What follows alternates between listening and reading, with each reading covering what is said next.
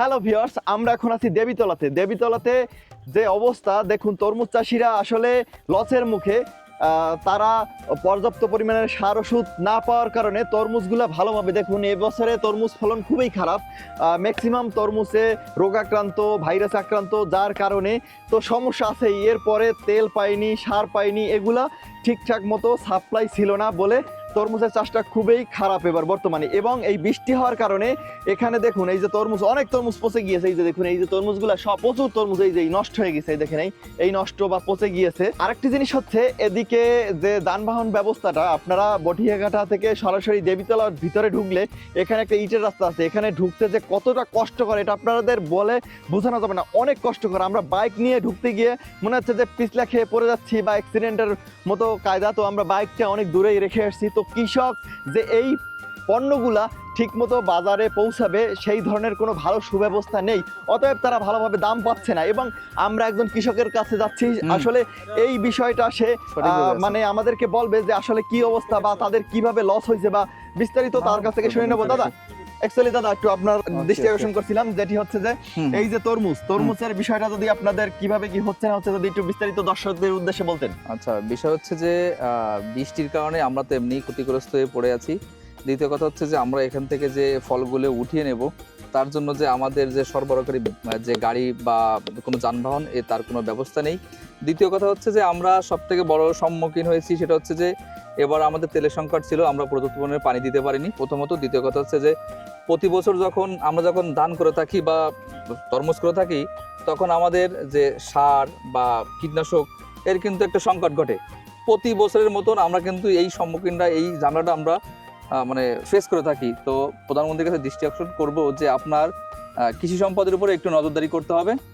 সেই ক্ষেত্রে আপনার কাছে বিশেষ আবেদন রাখবো, একটু আগায় আসুন। দেখুন আমরা যখন পর্যাপ্ত পরিমাণে কীটনাশক প্রয়োগ না করতে পারি তখন প্রতিটা ফলে দেখেন এই যে এরকম হয়ে থাকে। দেখেন এই আছে শুধুমাত্র কিন্তু এই যে আমরা সার দিতে পারিনি, ঠিক মতন পানি দিতে পারিনি, তার কারণে কিন্তু এই তরমুজের কিন্তু প্রতিটা সমস্যা দেখেন।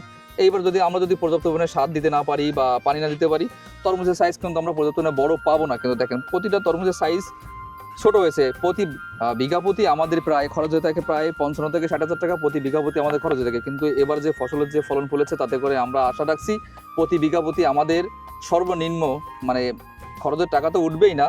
দ্বিতীয় কথা হচ্ছে যে আমাদের যে এই 3 মাস পরিশ্রম, এই পরিশ্রম আমাদের বৃথা।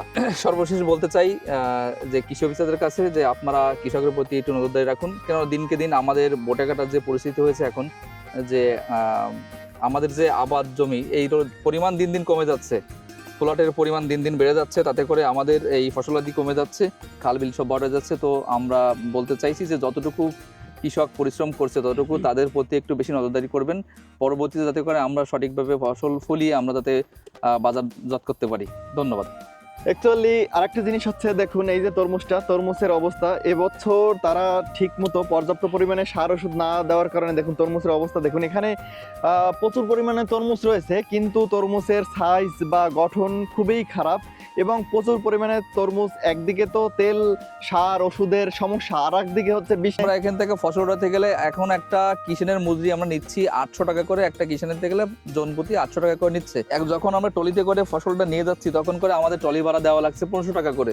আমরা তরমুজের পার পিস বিক্রি করছি 10 টাকা, আমরা একটা তরমুজ বিক্রি করছি 10 টাকা, তাতে করে আমাদের এই জমি এখন ক্লিয়ার করতে গেলে আমাদের ঘাড়ে এখন অনেক খরচ। আচ্ছা এই যে বিষয়টা আমি দেখাই, দেখুন এরকম একটা তরমুজ যদি 10 টাকা পিস বিক্রি হয়, অ্যাকচুয়ালি যদি 10 টাকা পিস বিক্রি হয় তাহলে এই যে তরমুজ চাষের যে আগ্রহ, চাষিদের যে আগ্রহটা, এই আগ্রহটা তো আস্তে আস্তে হারিয়ে ফেলবে। প্রতি বছরই এমন একটা সংকট দেখা যায় যখন কিনা ফসল আমরা উৎপাদন করা শুরু করি, মানে উৎপাদন বলতে গিয়ে আমরা যখন ফসল রোপণ করি তখন থেকে সারের সংকট পড়ে, নতুবা তেলের সংকট পড়ে। তেলের সংকট তো যেহেতু এবার পড়েছে কিন্তু প্রতি বছর পড়ে না, কিন্তু প্রতি বছর এই যখন তরমুজ সিজন আসে বা আমরা যখন গরমে ধান করে থাকি তখন দেখা যায় যে সারের সংকট থাকে বা কীটনাশকের সংকট থাকে। এই সংকটের কারণে কিন্তু আমরা প্রতি বছর ক্ষতিগ্রস্ত হচ্ছি। এইভাবে ক্ষতিগ্রস্ত হতে আমরা কতদিন এভাবে চলতে থাকবো না।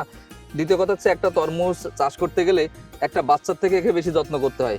এই 4 মাস কিন্তু আমাদের এই ক্ষেতে শুয়ে থাকতে হয়, খাওয়া দাওয়া ঘুম কিন্তু সবই আমাদের এই ক্ষেতে। So, আচ্ছা, আরেকটা জিনিস আমি জানতে চাচ্ছিলাম, আচ্ছা যখন মনে করেন এই তরমুজ চাষ শুরু হয় তখন যে সার বা ওষুধ এটা কি আসলে সিন্ডিকেটের কারণে পাওয়া যায় না, বা অবশ্যই এটা সিন্ডিকেট। অ্যাকচুয়ালি যেটা ভাই বলতে চাচ্ছেন সেটা হচ্ছে যে সিন্ডিকেটের কারণে অ্যাকচুয়ালি প্রথমত হচ্ছে এই সিন্ডিকেটটা দূর করতে হবে। সিন্ডিকেট দূর না করলে আসলে কৃষক আস্তে আস্তে তাদের এই যে চাষের যে আগ্রহটা এটা হারিয়ে ফেলবে।